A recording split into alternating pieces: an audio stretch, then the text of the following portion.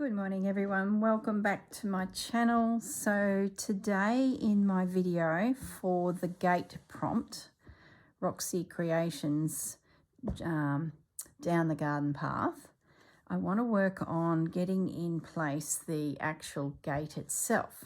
Now I've got my pattern, so because I can't see this design through this thick fabric, I sort of need to sketch it myself, but I think I can pull it off. So I've got myself my friction pen and a ruler, because I think the ruler will just help me get some lines in position to sort of make sure that I've got it, you know, looking right. And because I've done the gate as per the pattern, except for the extra panels. Oh yeah, I chose cream. I went around the outside of the arch in cream. I just wanted it to be a little bit more neutral, but then I did do the fence palings and the rail in the chocolate, and I ended up using some crochet cotton number 8, and the colour is 801, which matches in perfectly. And the fence will be in that crochet cotton as well. So that's the plan. Now, how are we going to do this?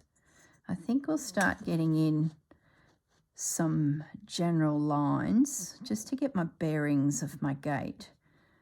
And I'm going to use, like I said, my ruler just to make sure that the basic lines are straight. So I'm just getting that top rail of the gate in position first. And I'm sort of lining my ruler up with the pattern. The corners I should be able to round off myself. The gate doesn't go all the way to the arbor edge. So I'm just going to come back a little bit and get that line in and that line. So if you break your design down, you'll find it is quite easy to freehand in where you want your stitches to go. So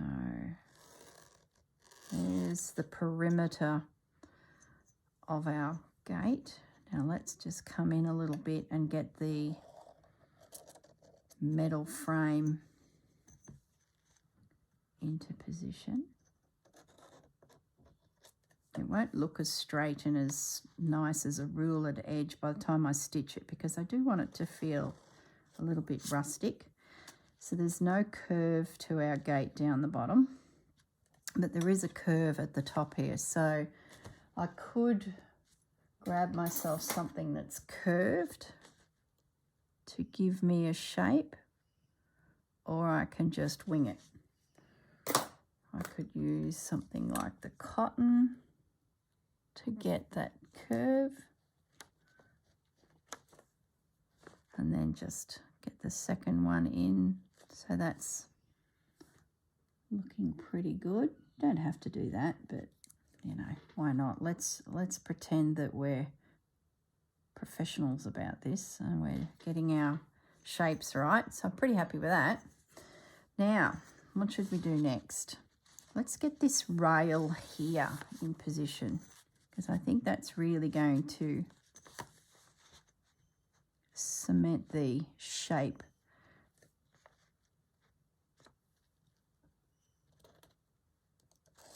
And remember, it's a heat-soluble pen, so if it doesn't look right, any part of it, I can just iron it and it'll just disappear. I'm using the brown as well so that it's not too... See, I've moved... See my widths? Look at that. Considering my arch is a little bit out, doesn't quite line up, but that's okay. Doesn't matter. So my design is actually a little bit smaller in the end. So I'm just going to get the mesh in place using the pattern as a guide.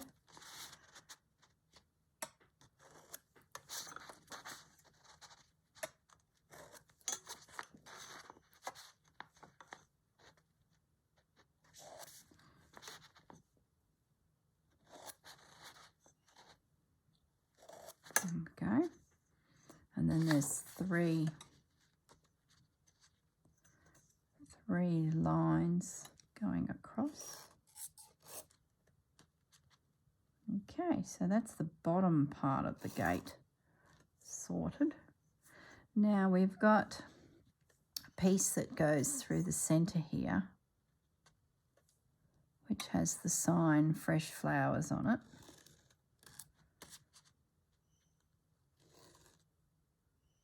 Probably not as deep as that. I think it needs to come up a little bit.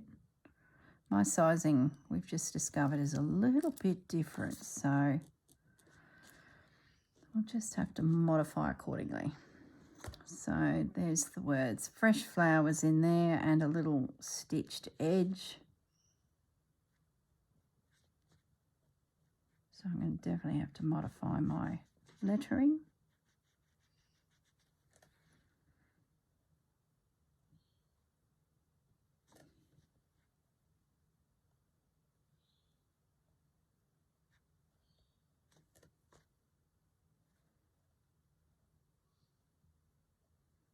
Concentrating.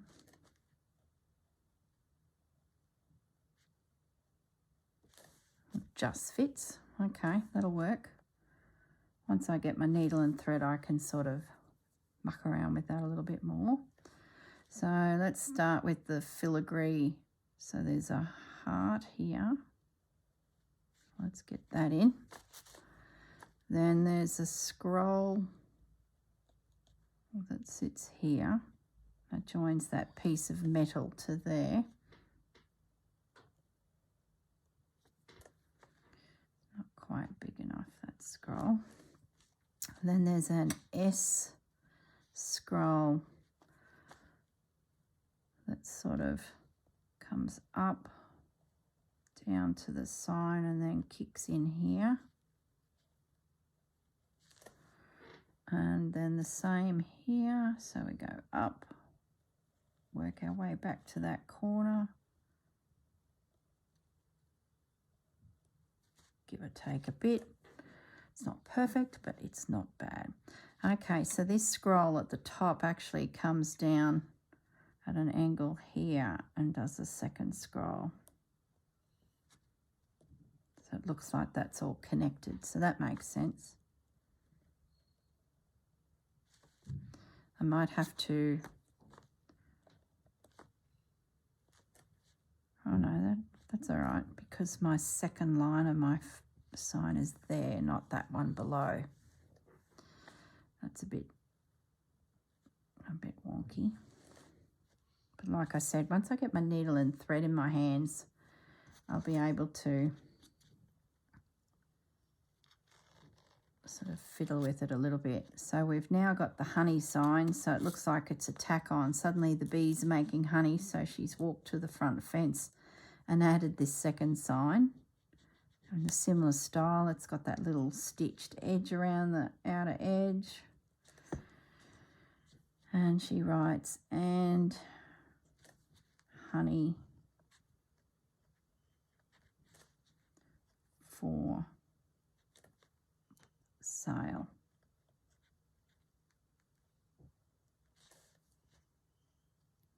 Okay. Now, where are we at? We need to do the top section. Okay, so degree of difficulty high. So we've got this scroll happening here. Scrolls are tricky. Man, that looks pretty good.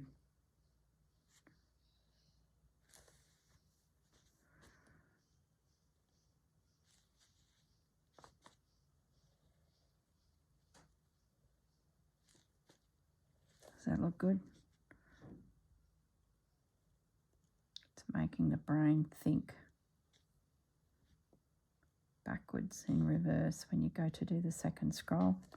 Yeah, that's pretty good. Consider it done.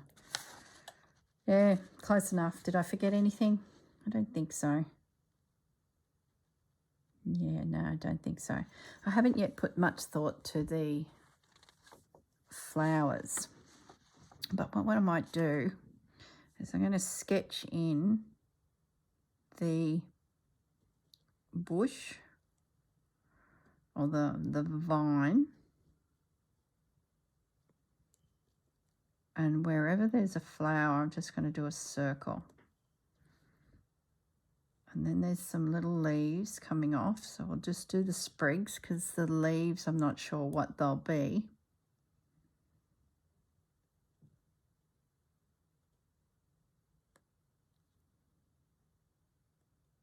I've lost my way there a bit. I think I need to get this vine nutted because it's one continual line.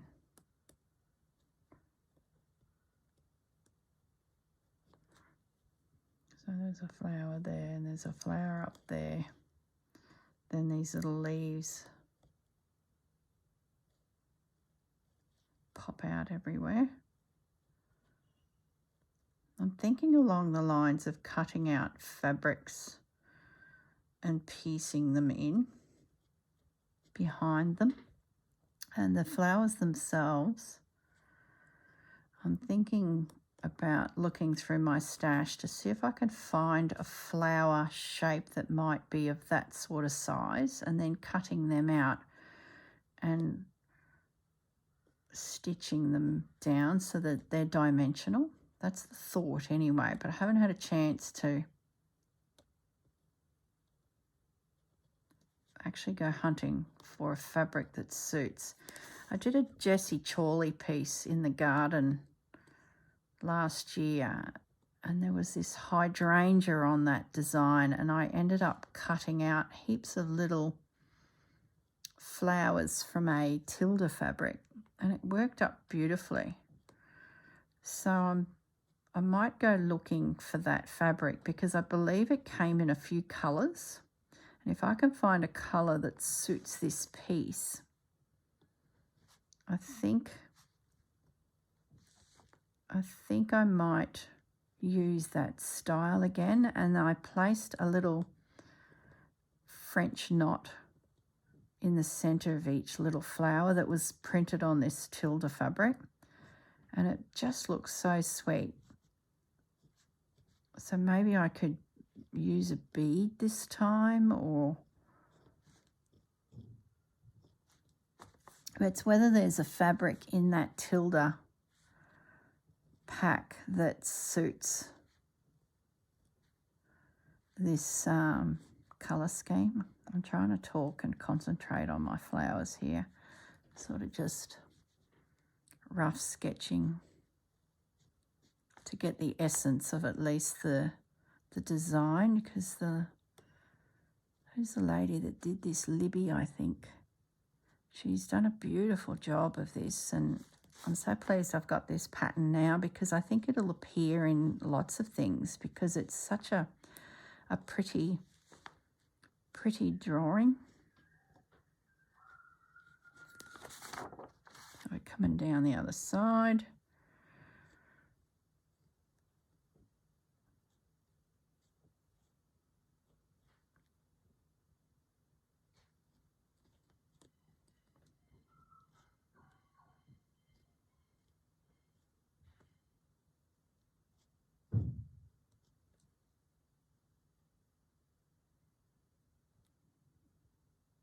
There's something weird happening here. The vine goes this way.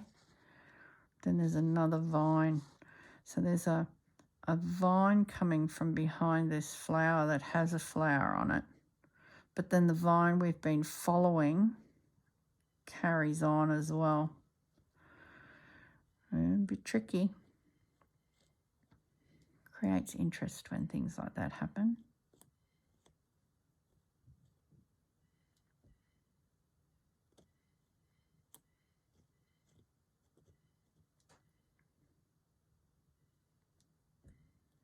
I feel like I've lost my way here a little bit, but doesn't matter. I think we're getting the general gist of how this is all gonna. And it may change a little bit too, depending on what I decide to do with the fabric of the flower.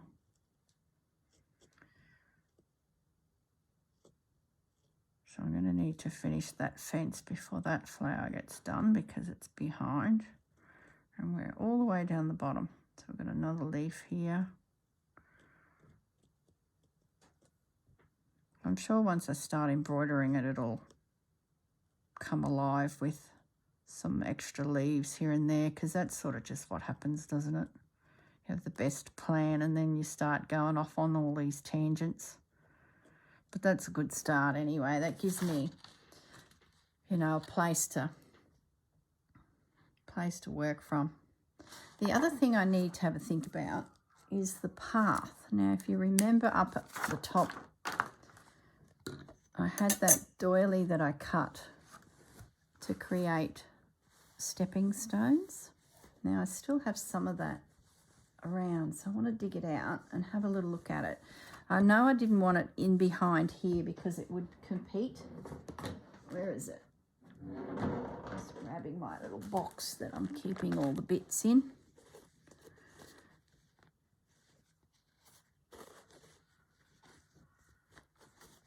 Here it is. That's the piece. Let's have a look at it and see if we want to bring in the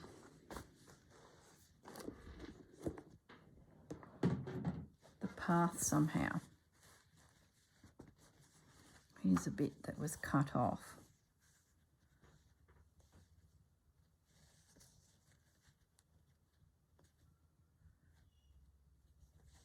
How would we do it? Let me just bring that up into camera. How would we do it? There. They're straight.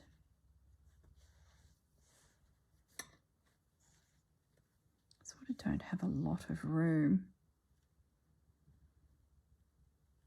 But I could. Just don't know. Do I need it? Do I put 3 in a row so it's like a stepping stone? That could work. Are they 3 in a row anywhere? No, of course they're not. There's 2. And then they're like graduated. I wonder if this bit here could be modified to suit. Because they're a little bit smaller. No, I don't like that. I'm wondering if I cut them out. What have we got to lose? We'll give it a go. Cut them out. And we put them there like that. And then embroider a little ground cover that could be between the path. Don't know.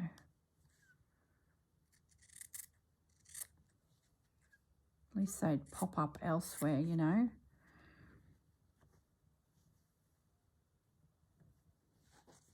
Do we need them?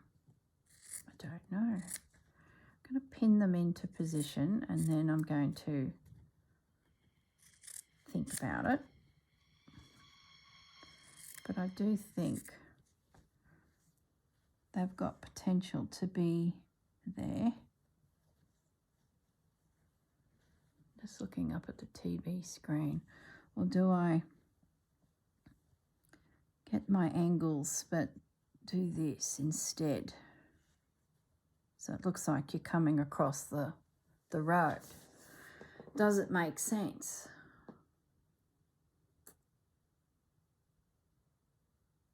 Which side of the gate are you opening when you walk in? Are you opening here or are you opening there? So could they come across the front here? I sort of feel like I'm running out of room there. So that's the little path in.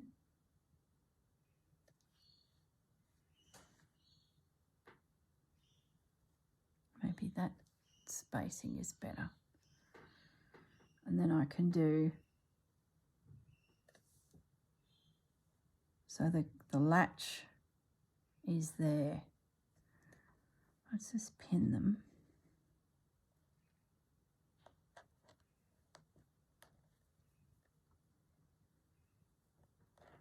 I sort of didn't think about this at the time when I placed my fence, my gate, but I think it still will work because in my head, I'm sort of starting to think about my border.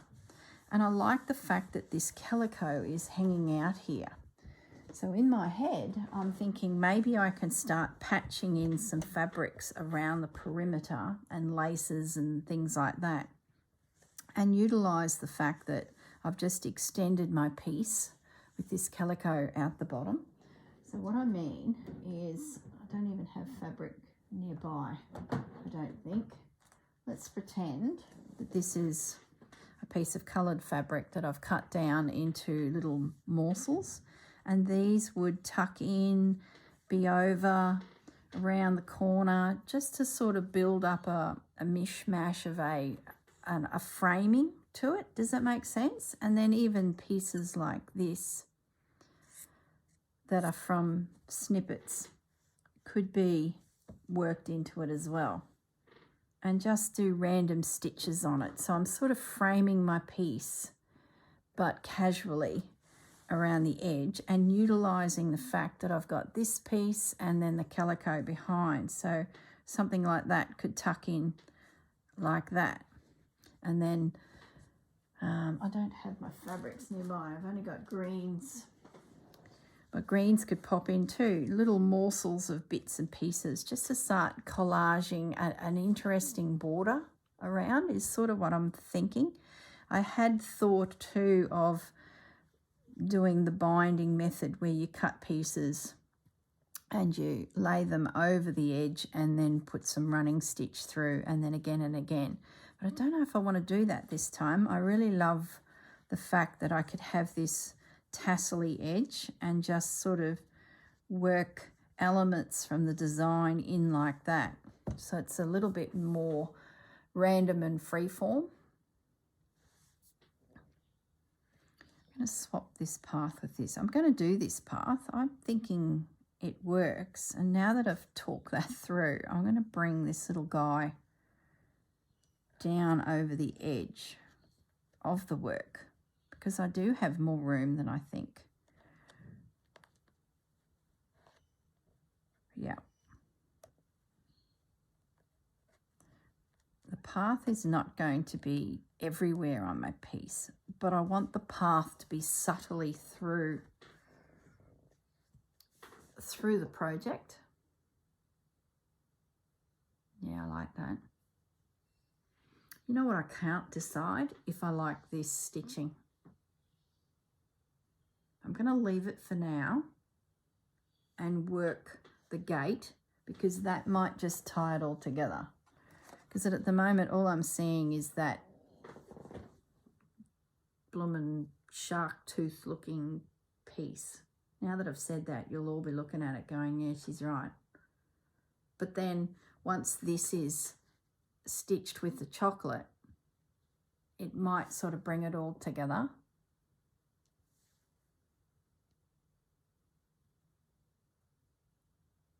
I just don't know. And I think once some little leaves pop in, I think that might help. So I haven't stitched over here yet because the jury is out. And if you remember yesterday in the video, I was a little bit unsure of how it would all come together. Now, what I might do is, we're pretty much decided that the gate will be the chocolate. One of these fabrics will be the leaves. But what I do want to do is see if I can find that Tilda fabric and have a look at our options there. And I might dig out the Jessie Chorley panel just to refresh how I did that hydrangea, and come back and we'll work out the flower fabric, because it'd be great to have that sorted, the leaves sorted, and then it's just straight into stitching, and I'm working the whole piece in one go, and the paths and all of that. So, okay, that's the plan. I'm just fiddling with this little piece of fabric here. Tucking it in there. It sort of it's part of the path, but not the path. But it's the start of me collaging around those edges with something. Anyway, what are we at, 25 minutes? I'm going to stop the camera. I'm going to go and find the Jessie Chorley piece and the fabric that went with that and see if there's a colour tone in there that matches our piece. All right, everyone, back in a moment. Okay, I'm back and I went digging and I found the Jessie Chorley panel. Now, this panel I did about 11 months ago, and this is the hydrangea that I had to play with, and I cut out lots of the little flowers from the Tilda fabric and then just did a French knot in the center of them, and it was so much fun. Thoroughly enjoyed it. So I'd like to do something like that on my arbor. Now, the fabric that I used in that project, I've still got plenty left, so it'll be just a case of having a flip through and finding one that suits this panel. Now, just a few little details. If this catches your eye, I purchased the panel from Jessie Chorley. She has a website. She's on Instagram. The panel is called The Garden. And the fabric I use to wash over the panel with embroidery and all sorts of different things is called Woodland. So it's a Tilda fabric and it's called Woodland. And in the fabric itself, this was a pack that I got from my local quilt shop. There's, hence the woodland, there's all these trees and things in amongst it and bears, and then these little florals. So I'd be pretty confident that one would be a good choice, but we'll have a good look at it in a minute. Let me just get this out of the way. So Woodland is the name of it. Now the panel itself, it comes printed with a blue ink. So you can see in that bow, if I zoom in, you can see where Jessie's print is. So that's printed, and if I move that there, you can see the blue in under that little bit of ribbon for the sun ray. So it's printed all in blue, and then I embroidered on top of it and collaged on top of it with fabrics. There's some doilies in amongst here that I've cut down, pieced together exactly what we're doing now, and then did French knots and added lace. This binding was what I was considering to do for my garden one, where I just laid down fabrics and then just run a stitch along them. I don't know if I'll do that this time. It's sort of just fitted this piece. I'll just come up a little bit. So there's all sorts of stuff happening on this, and in the video series I've created a playlist for it. I think there's 17 videos where I just picked an area, the swan for example, and stitched it in that. And then I went away, did my homework and did it all, and then come back for the next video. It would have been the little house or the flower or so on and so forth. So that's the Jessie Chorley panel, and I even put my initials on it too, so very good. I did sign it, and that took I think it's 17 videos, an hour per video. So look at the back. This is where you see where your time goes. In there is all this seed stitch, but then there's all sorts happening back here. Isn't that funny? Anyway, I'm getting sidetracked. So the theory is I want to reproduce this hydrangea look on this rose. I want to make it a real bush rose look. So let's have a look at the fabrics and see what we've got to work with. And I might just bring a little bit of the house down so that I can make sure that I do match. So blue's definitely out, which is good because that was the hydrangea anyway. These little white ones with the pink center, that's a definite. So there's also some florals in here that would be good embroidered, so it probably won't hurt that I do play with these tildes a little, because they will blend in if I bring a bit of this into the project. They're too small, but I'm going to pull it out because there might be somewhere else that I can bring that fabric in. Purple's not our colour, So there's some pinks in here and grey. That will work. So let's pull that little morsel out. I wonder if we'll get a prompt for a tree. I don't think we'll get a prompt for a polar bear because there's a polar bear sitting there. Can't see the girls challenging us with a polar bear. I'm making a mess here. I hadn't yet really put fabric together for this particular project. I was sort of just seeing where it'd go because, like I said earlier, because we don't have all the prompts, you sort of have to wing it a bit. Don't get too settled into a colour scheme. Well, you sort of can, but, you know, complementary fabrics, I think you're going to end up drifting anywhere. So this one here, I don't know. It's probably that blue, maybe. Maybe we're going to need to bring in some of those types of aqua-y, greeny blues just to make it pop a little bit. We definitely don't want him. We don't want purple. And okay, we've got this guy, which gives us a blue centre. Oh gosh, I'm having flashbacks of how tedious it was doing that piece. So we sort of have a white flower with pink and a white flower with blue. I don't think we're going to need him. He's going to be put aside as a maybe fabric somewhere else because he sort of matches, but he is bringing blue in. That's a definite. That's a definite. And we might need that just to make it feel like it's come alive. Some of these little green guys, and maybe stay away from the blue. Look at the green.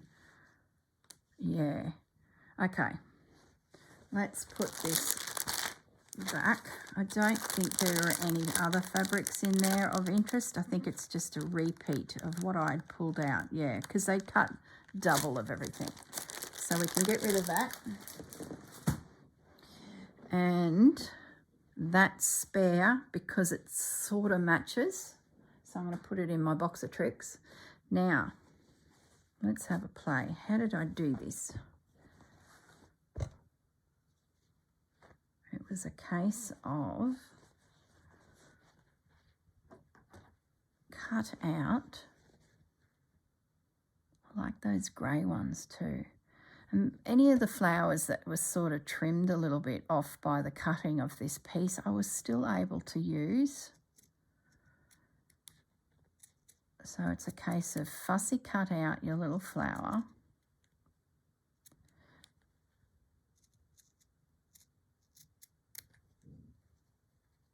Trying to eliminate some of the surrounding colours. This is a good one to start with because there's actually 3 or 4 flowers just on this one piece. I'm going to cut around all of that. I think this one is the perfect panel actually. There's some grey ones. We can grab them while we're at it. Okay.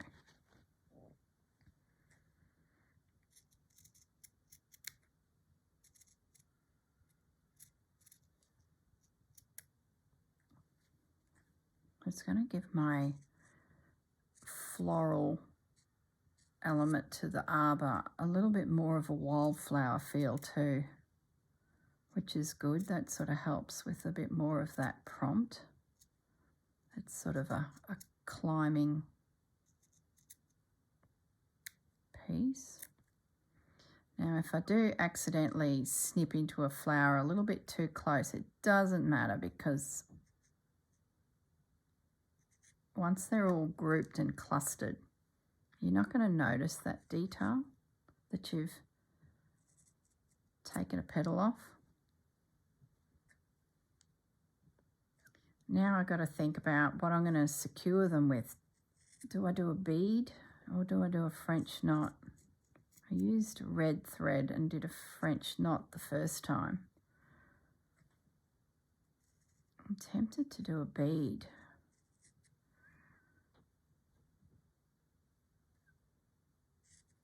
What colour bead? Once I get a few of these little flowers down.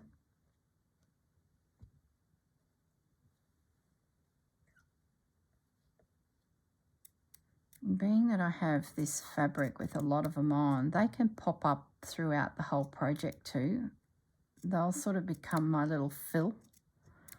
They'll be featured here, but the seeds have spread up into the farm. They're now a nuisance. They're growing everywhere.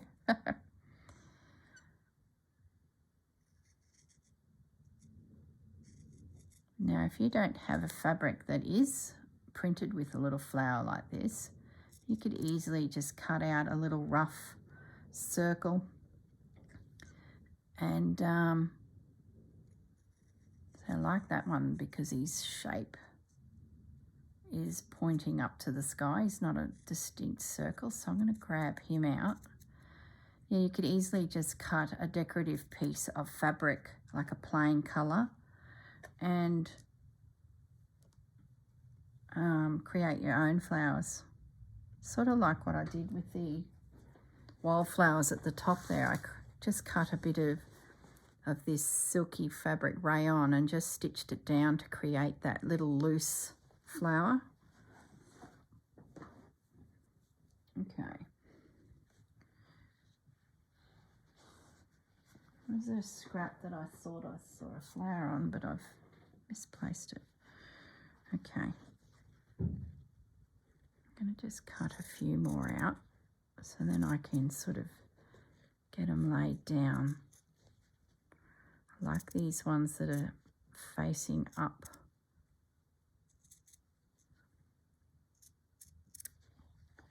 And even that tiny itty bitty one, am I being too finicky? Look at that little guy.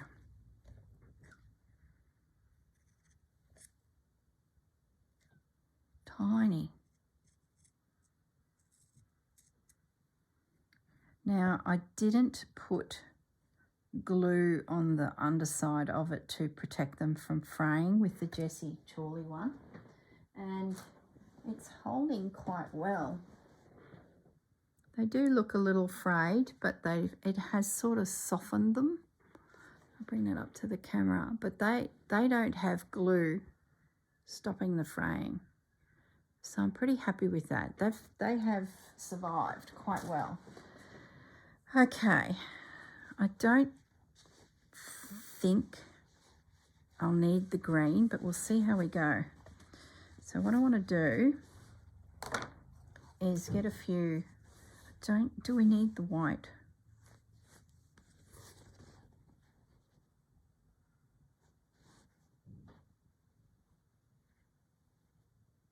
Maybe we might need the white more so than the green. Let's see how we go.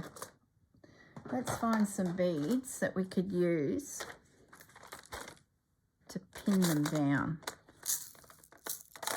Do we just use a little calico coloured bead? Do we bring a little bit of green in? Do we use a pearl? No, not a pearl.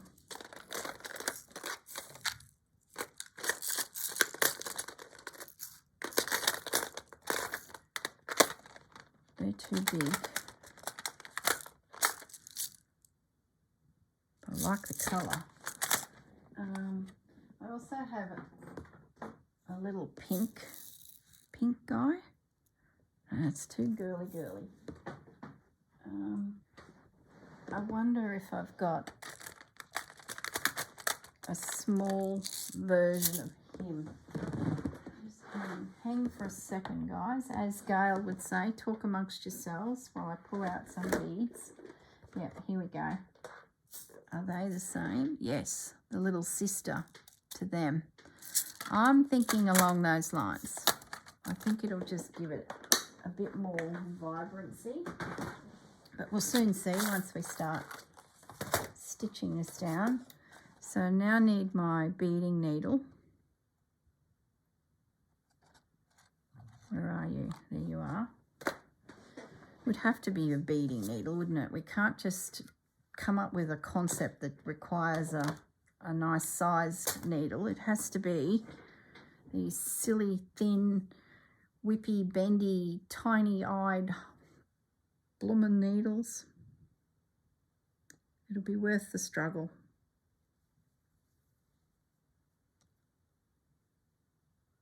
Okay. Now, where can I put the beads so that they don't flip and fly everywhere and spread? I'm going to attempt to sit them there. And we're going to start with a little pink flower. And what we'll do is we'll pop a couple little stitches in his centre just to make sure he's secure, plus that will anchor my knot.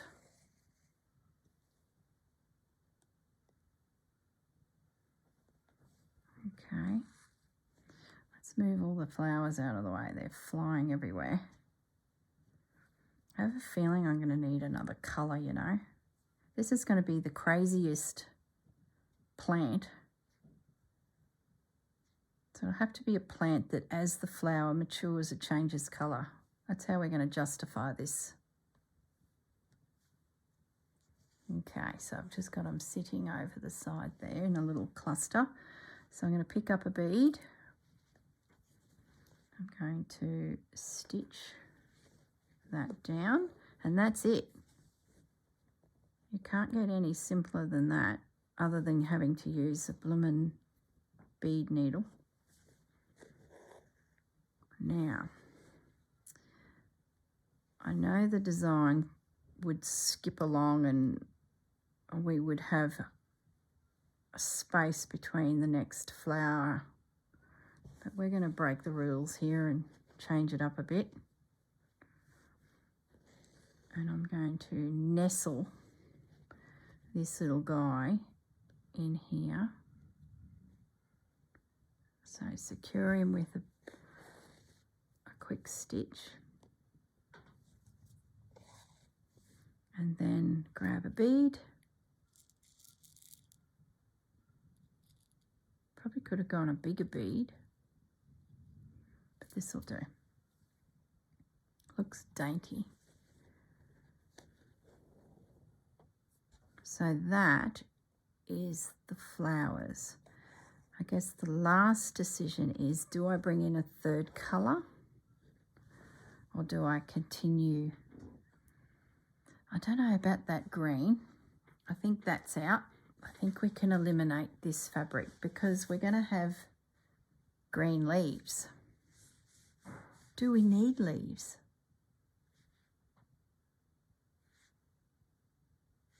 Do we just floral and stems? Let's get some brown thread going. Because then if I didn't have leaves, I could go to town with the flowers and it'd be a plant that was very stick-like.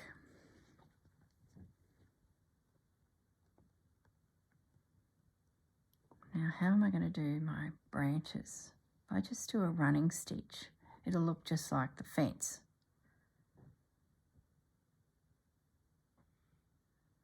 Maybe I need to couch. Let's get this needle and thread up and out of the way so that it's... How do I do my vines? We want the vine to look like it's got some shape, like curves nicely, and running stitch gets a bit tricky. So maybe we couch in the stem. Do we do it in a different colour? Might get a bit busy. Do we just do it in brown?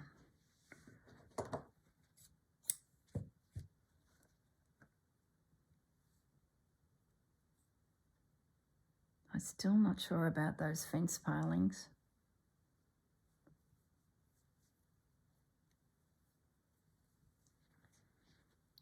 I think once we nut out the vine.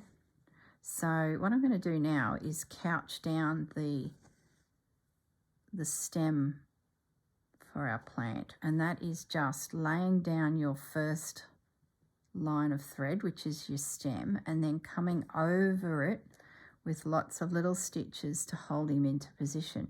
And this is a fantastic way of getting really nice curves. So I've got 3 or 4 threads happening here. I've got the one that's doing the work by going over the thread.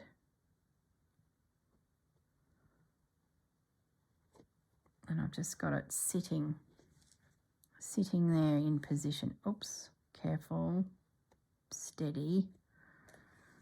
It's getting a bit excitable here. Let's just get this little bit couched. Once I nut this all out, I'll be right. Away we go, and it's just, don't have to think too much and off you go. I could just embroider the flowers instead of finding a fabric and doing them 3D. I could just get the flowers laid down and then come back through and see where I put a little leaf is an option. So we're getting down to the bottom here. So the first needle, I'm just going to just pull that thread taut so that I can come along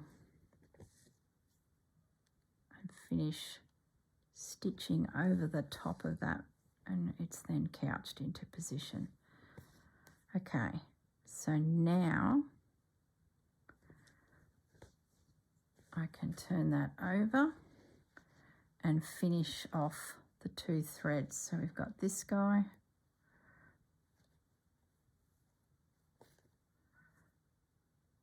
and that was my couching thread.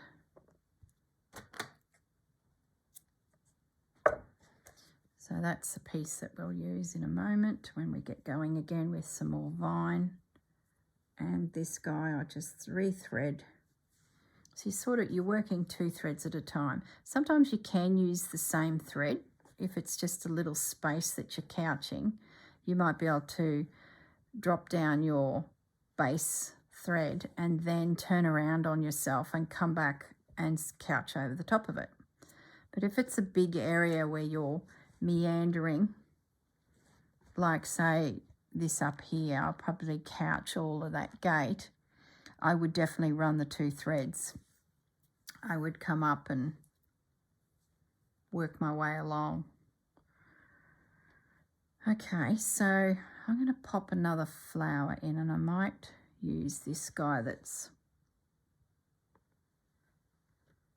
pointing out. Oh, there goes the beads. I knew it. How can you not spill beads? I tell you. Just look at them. Goodness sakes. At least I wasn't on the couch when it happened.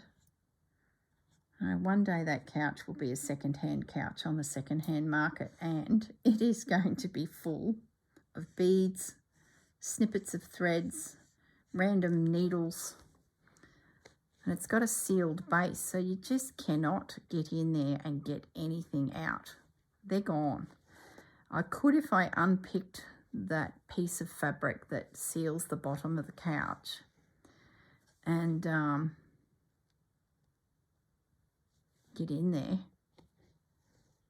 to tidy up the mess. Even though this flower is going upwards, I'm still going to put a bead in it. I just sort of feel like it needs still the little bead.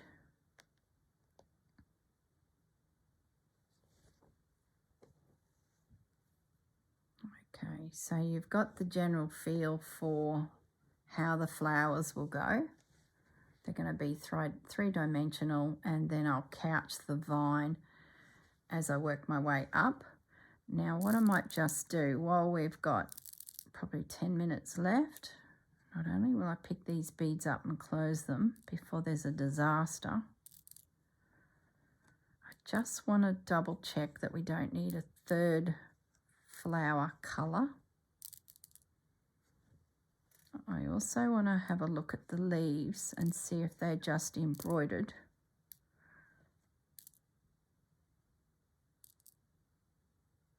Okay, beads are safe. Now, I think I'll just take my thread out of the way, my bead thread. I was thinking of using this nice dark, but now that I look at it, it's too blendy with the brown. So that was not going to work. I'm sure I've got another green here. I've got a fresh green. Maybe I need little fresh green leaves. Yeah, I'm just going to take a snippet of that off. Well, there you go. I thought that that would work, that green, but it's not going to.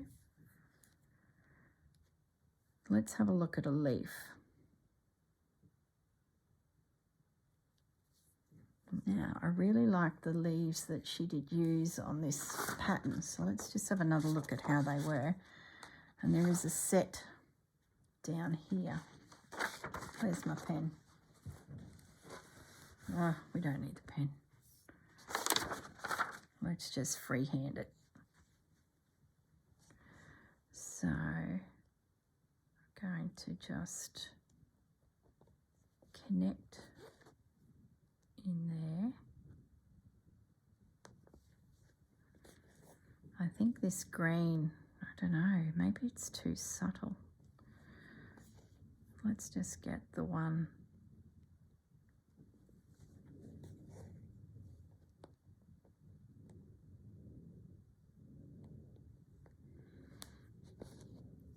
So I think the best way to stitch this leaf will be do 3 little stitches, but halfway along the second stitch I'll start the curving of the leaf. If I can work out a bit of a pattern for myself now. Oh goodness me, it's come unthread.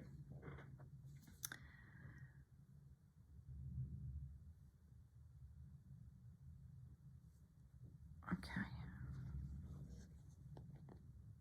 so I'm going to just do 3 little stitches to get me out from the stem.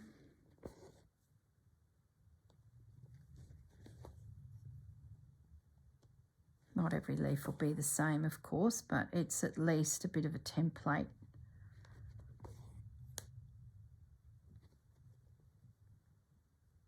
To get my little leaf happening. Then there's a stem can come out. You probably can't see it real good.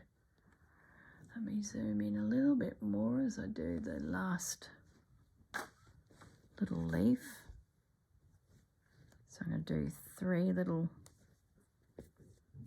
stitches, but we'll count the stem as the first. And then I'm going to lose my thread out of the needle.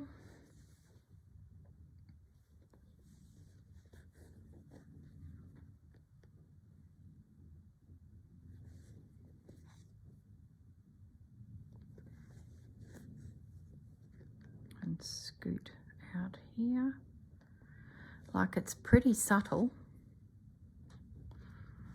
but I sort of like it, I think, because then I can really go to town with the flowers, and there'll be these little leaves popping up around the place, so nothing's really competing. I want the flowers to be the feature, and probably the vine.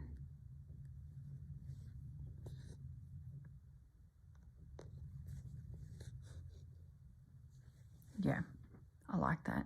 It's like a yellowy green. It's quite fresh.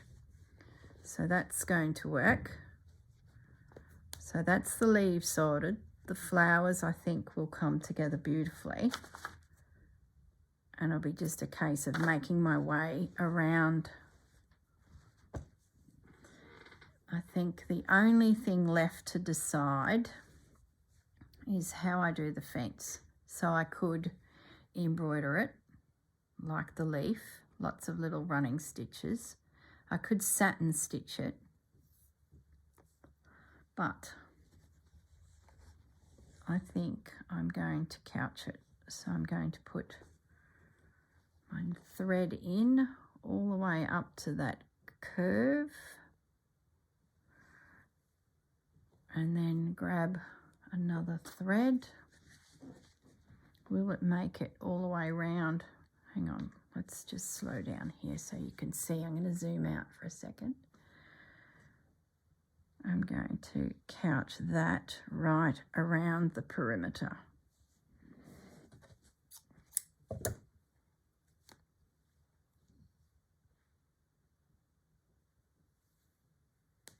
Because I'm right-handed, I'm actually going to do that again. I'm going to pull that thread out.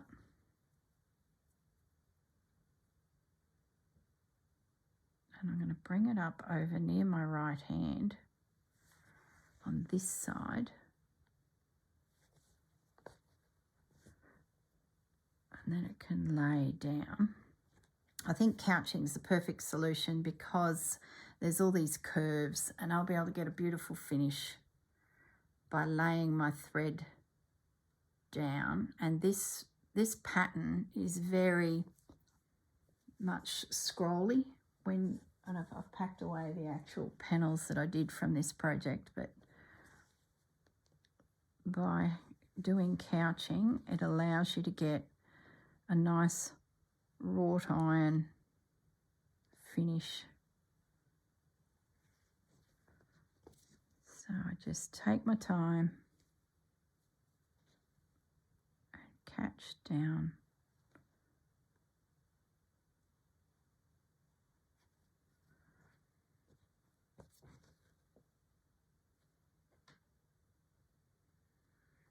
I don't like those fence palings. I'm going to unpick them. They're gone. I think they're going to overpower my gate. Plus the vine has this brown. They're gone. So next video you will see my fence palings are going to be beige. They're going to be neutral. They're going to just disappear. They'll be there the more you look, but catching your eye when you first glance at this will be the floral around the trellis or the arbor and the gate. Well, that's a bit of a dog-eared stitch. Gosh, goodness me. I think we have a plan. I think I can comfortably power on here and stitch. I think you guys will know what I'm up to now. So as I do this couching, I'm just making sure that my thread is not really caught by the overlying thread. That allows me just to give it a little tug to make sure that it's nice and straight. Just scooting in with a tiny little stitch.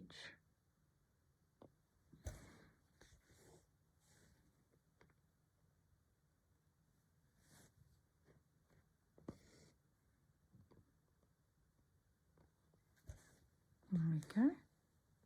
And off we are going.